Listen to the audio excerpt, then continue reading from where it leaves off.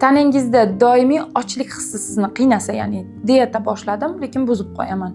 Biror narsani, ya'ni harakatni chiroyli qomat uchun boshladim yoki vazn olish yoki vazn tushirish uchun boshlaganimda umuman ratsionlarga amal qila olmayman va buning sababini umuman bila olmayman desangiz, hozirgi darsligimiz aynan siz uchun.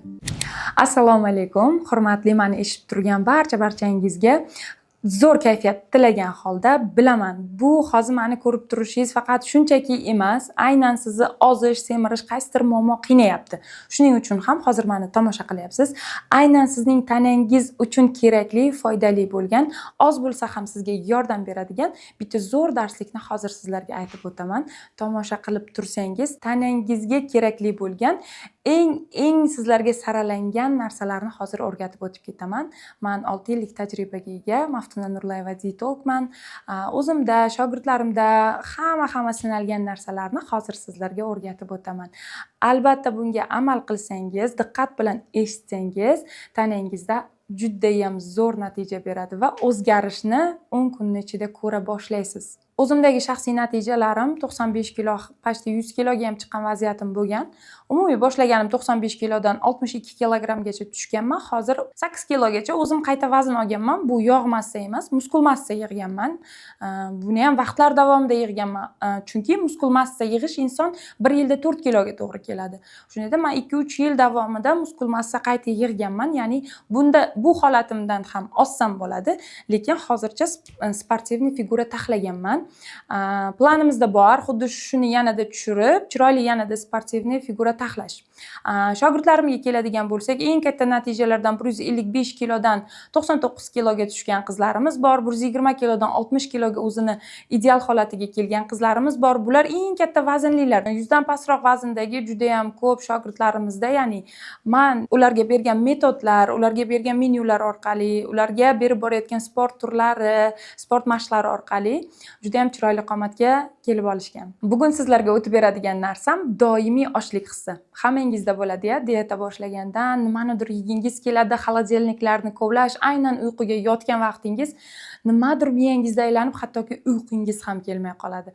Ana shu vaziyatlarda umuman dietangizdagi xatolarni hozir bitta ko'rib chiqamiz. Ya'ni siz ozayotgan vaqtingiz nimani xato qilyapsizki, doimiy och qolib ratsionlaringizni buzib qo'yapsiz. Hozir doimiy ochlik hissi mavzusini ko'rib chiqamiz. Bizning tanamizda ochlik hissi o'zi asosan nimadan hosil bo'ladi? Birinchi o'rinda tanamizga yetarli darajada oqsil bermasak.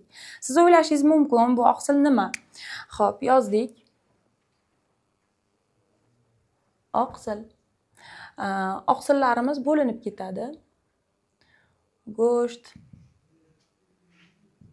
tuxum va dukkaklilar. Sut mahsulotlarida ham bo'ladi oqsil. Tvorog, qatiq. Xo'p, go'sht deganimizda go'shtning barcha turi, sut mahsulotlarini ham tvorogda, brenzada, qatiqda, bular barchasi oqsil miqdori juda ham yuqori darajada. Dukkaklilar deganimizda loviya, mosh, no'xat, chechevitsa, garoh, qizil fasollar, bularni hammasidan foydalanib, ya'ni umumlashtirilgan holatda ertalab, zavtrak, obed, ujinimizda mukammal miqdorda foydalanilsa, ya'ni oqsildan, biz ozayotgan vaqtimiz mushak massamizni yo'qotib qo'ymaymiz. Ya'ni ozayotgan inson qanchalik oqsilni bermasa, xuddi muskulimizni ozuqasi oqsil bo'lganligi uchun ham bu berilmaganda muskul ham yog' bilan birga qo'shilib erib ketadi. Bu narsani oldini olish uchun birinchi o'rinda oqsilni yozdim. Xo'p, keyingisi sizlarga aytib o'tadigan narsam yog'lar. Ko'pchilik ozayotgan vaqti faqatgina qaynatilgan narsalarga o'tib qolishadi. Faqat qaynagan narsa yeyishim kerak, mumkin emas menga yog'li narsalar yo'q.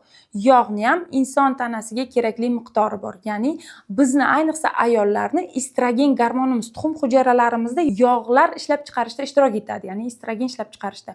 Shuning uchun ham yog'larni me'yorida iste'mol qilishimiz kerak. Aynan yog'larni nimadan olamiz? Birinchi o'rin foydali yog'lar, dumba. Me'yorida, hozir me'yorini ham aytib o'taman. Dumba yog'lari, mevalardan avokadoda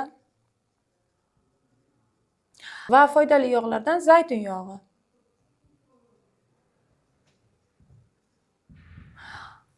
Nima uchun yog'larga juda ham urg'u beryapman?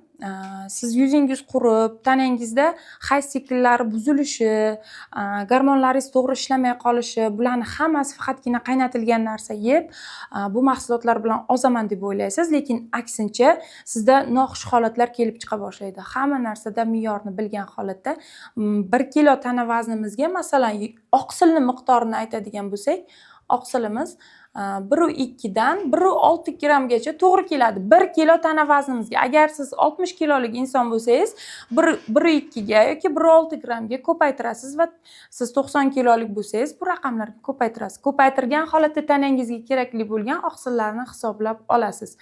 Qanchalik tanamizga hisoblangan, balanslashtirilgan oqsillarni berib borsangiz, yog'larni berib borsangiz, siz ideal holatda osilmasdan chiroyli tanaga ega bo'lasiz. Keyingi tanamizda to'qlik hissini, ya'ni bizda yolg'on narsalar ham bo'ladi. To'qlik hissini biz nimadan his qilamiz? Mana bu faqatgina ovqat yesak deb o'ylaymiz.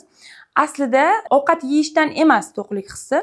Chanqoq, ya'ni suvga bo'lgan chanqog'imizni ham xuddi ochlikdek his qilamiz. Suvga talabni qanaqa bosishimiz kerak? Agar bizni buyragimizda umuman muammo bo'lmasa, tanamizga 1-1,5, 2 litr boshlanishida va ozish jarayoni yaxshi jadal ketayotganda 2-2,5, 3 litrgacha tana vazningizga qarab ko'paytirib borasiz. Tana vazni 30 kiloga 1 litr deb umumiy belgilangan o'zi SSV tomonidan, ya'ni Sog'liqni saqlash vazirligi, umumiy dietologiya, umumjahon miqyosida 30 kilo tana vazniga 1 litr deyilgan. Bu baribir sizni buyragingiz holatiga bog'liq. Agar siz buyragingizda muammolar bo'ladigan bo'lsa, tanadagi suvni yaxshi haydamay shishlar paydo bo'ladi. Ertalab uyg'onganingizda ko'zingizni ostida, yuz holatida, tanada bu shishlar faqatgina ovqatdan emas, mana shu suvni xato ichishimiz yoki tunda ichib qo'yishimiz, mana shular hisobiga ham. Va ochlikda qanaqa o'rni borligini aytib o'tib ketishim kerak. Siz och qolyapsiz, xuddi xayolingizda ovqat yeyishim kerak.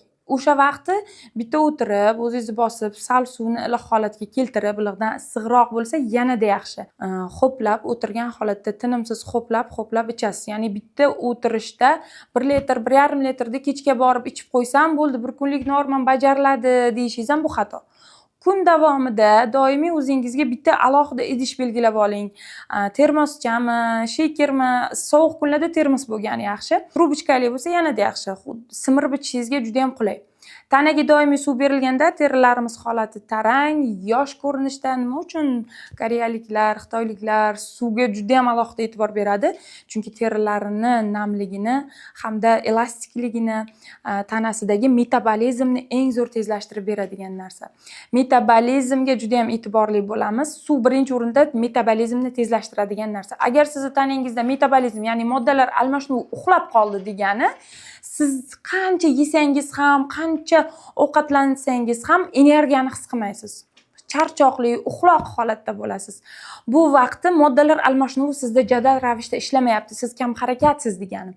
O'shaning uchun suv balansini to'g'ri ichgan holatda moddalar almashinuvimizni birinchi o'rinda tezlashtirib olamiz. Shunda bitta qozonga tushayotgan ovqatimiz zaxiraga o'tib ketib qolmaydi. Ikkita vazifani bajaradi. Xuddi tasavvur qiling, hujayrani ichiga ovqat tushdi, moddalar almashinuvi jadal bo'lsa, sizni mana gapirishim, harakatim, sportga borishim, sizlarga dars o'tishim, mana shu uchun menga yeganim energiya bo'lib beryapti. Agar o'sha mendagi moddalar almashinuvi ishlamaganda, o'sha qozon qaynamaganda, u faqatgina qoringa, biqinga yog'lar bo'lib yig'ilgan bo'lardi. E'tiborli bo'ling, tanangizni seving, sog'ligingizni seving. Tezroq to'qlik hissini paydo qilmoqchi bo'lsangiz, oqsil, yog'lar, suv ichishga e'tiborli bo'lasiz hamda agar sizda psixologik muammolar ketayotgan bo'lsa, ya'ni 10 yil oldin qaynanangiz nima degan, dugonangiz nima degan, turmush o'rtog'ingiz nima degan yoki ayolingiz sizga nima degan, hammasini bir butun qilib miyangizda yig'ib aylantirib yuraversangiz, bu sizni doimiy kortizol baland, qondagi kortizolingizni yuqoriga ko'tarib yuboradi. Bunda siz kayfiyatsiz. Tanamiz nima qiladi? Bu kayfiyatsiz stressdan sizni chiqaraman deydi.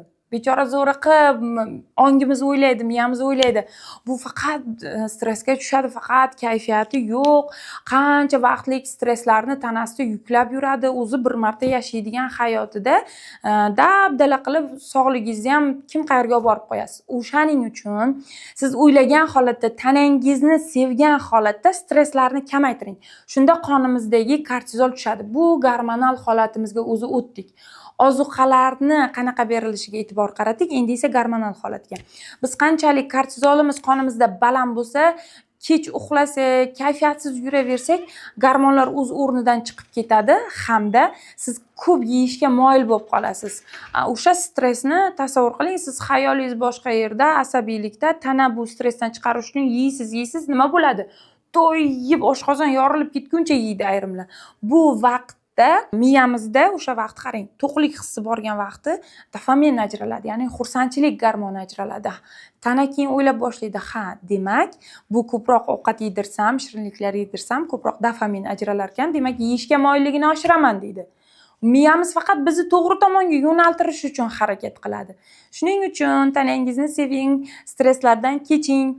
Kech uxlaydigan insonlarda keyingisi aytib o'taman, ko'pchiligimizda bo'ladi bu narsa. Telefon yoki biron bir voqealar yoki kinolar, mana shundan kech juda ham birinchi o'rinda melatonin. Melatonin bizni eng chiroyli barqaror uyqu holatlarimiz, terimizning ranglari hammasini belgilab beradi.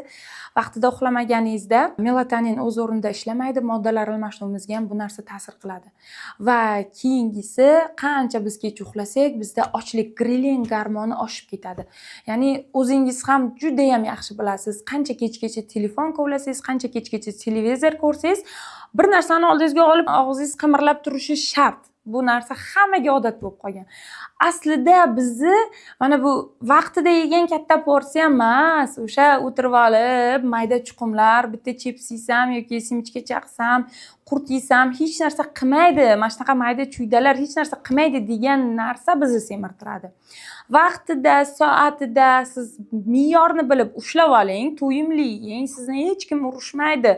Siz o'sha vaqtidan tashqaridagi holatda ko'p narsa yeb tashlaysiz. Ishonmasangiz, oddiy o'sha vaqtidan tashqari yeyotganingizni bilasizmi? Qancha inson sanab ko'rgan, bitta idishchaga yig'ing desa, o'sha bitta idish to'lib ketgan. To'qlik hissini paydo qilishda shogirdlarimga ham shu narsani qayta o'rgataman. Oqsil, faqat mana guruh oqsil.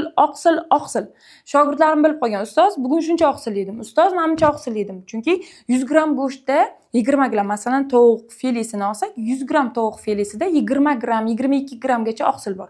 Demak, 200 gram tovuq go'sht yesam 44 gram bo'lar ekan. Sportchi insonni tanasi, masalan, men 70 kiloman desam, o'shani men sportchi bo'lganim uchun 1.6 ga ko'paytiraman. Menga masalan 120 gramgacha oqsil to'g'ri keladi. Mana shu oqsilni men bir kunlik mana go'shtni demak 100 gramida 20-22 gram oqsilni hisoblayman. Bugun necha gram yeyishim kerak yoki bitta yogurt. Sizga yogurt turibdi. 300 gramlik yogurt ko'pchilik idishlarda 300 gramdan yoki 250 gramdan berilgan. 100 gramida masalan 4 gram, 6 gram oqsil deyilgan. Bitta masalan 200-300 millilitr oqsilni ichadigan bo'lsangiz, masalan, ujinning yonida sizga 16 gram oqsil degan. Mana shunaqa qilib oqsil balansini siz to'g'ri hisoblasangiz, doimiy to'qlik hissida yurasiz. Ko'pchilik faqat oq non mahsulotlari, shirinliklar, kashalar, mana shunaqa narsalarni ertalab zavtrigida iste'mol qiladi-da, ya'ni nonushtaga. Kun davomida ochlik hissi bo'ladi. Ertalabdan qonimizdagi qand miqdorini ko'tarib yuboramiz. To'qlik hissi nima uchun menda yo'q deydi-da keyin. Chunki faqatgina oqsil bermasdan uglevodli mahsulotlar berdik. Ratsion tanamizga kirayotgan, og'izdan kirayotgan luqma bizni kimligimizni belgilaydi. Tashqi ko'rinishimizdan tortib, sog'ligimizdan tortib, kayfiyatimizdan tortib, kunlik energiyamizgacha belgilaydi. Agar ertalabdan tanani hech bo'lmaganda ikkita qaynatilgan tuxum yonida sabzavotlar, bitta masalan juda ham to'ymasangiz, iliq suvga bir choy qoshiq chiya bilan zig'irni kechki paytmi yoki yarim bir soat oldin ivitib qo'ying, ozroq 100 gram kefir aralashtirib yeng. Bu haqiqiy chiya eng yuqori darajadagi sizga to'qlik hissini bera oladi. Chunki birinchi o'rinda turadigan mustahkam kletchatkaga ega mahsulot. Oshqozoningizni uzoq vaqt to'qlikni ushlab, u oshqozonga tushganda yanada shishadi. Ya'ni siz o'zingizni boshqara olmayapsizmi? Nima qilsangiz ham ozolmayapsizmi? Yana yeb qo'yyapsizmi? Tanani aldashni ham o'rganing. Shu och qolyapsizmi? Suvni qultumlang. Och qolyapsizmi? Oqsil. Demak, bugun qancha oqsil yedim? hozirgi gapim sizga xuddiki ha bu ertak aytyapti yoki men eshitdim yoki prosta darslik ekan emas. Siz 1 kun, 2 kun aytdim-ku 10 kungacha mana shu narsani tanangizni sining. Ertalab tuxum, obedga issiq ovqat, ichida go'sht yoki pishgan go'sht, kechki payt ham oqsilli tvorog, yogurtlar, issiq ovqat ichida go'sht mahsulotlari yoki balanslashgan mana bu dukkaklilar deganimdek loviya, mosh, no'xat, chechevitsa, gorох, fasolli kechki payt ovqatlar. Ana siz to'q holatda yurasiz. Agar o'shanda ham buzib qo'yadigan bo'lsangiz, emotsiyalaringiz bilan, qondagi kortizolni tushirish bilan shug'ullaning. Bugungi darsimiz sizga yoqdi deb o'ylayman. Maksimal miqdorda sizlarga umumiy, sal yuzaki holatini tushuntirib o'tdim. Buni hali yanada ichki holatiga tushishingiz uchun profilimizni, ya'ni Instagram profilimizni kuzatib borsangiz, oqsilni umuman ichki holatdagi qanaqa tanaga o'zgarishlar, qaysi oqsil turi qaysi payt kerak yoki umuman sut mahsulotlari qaysi vaqt qanaqa tanangizga yordam beradi, qancha oqsili bor, hammasini maydalab tushuntirib boraman. Darsim foydali bo'lgan bo'lsa, juda ham xursandman. Tanangizni seving, o'zingizni seving, stresslarga umuman berilmang, chunki bu hayotda atik bir martagina yashaymiz biz.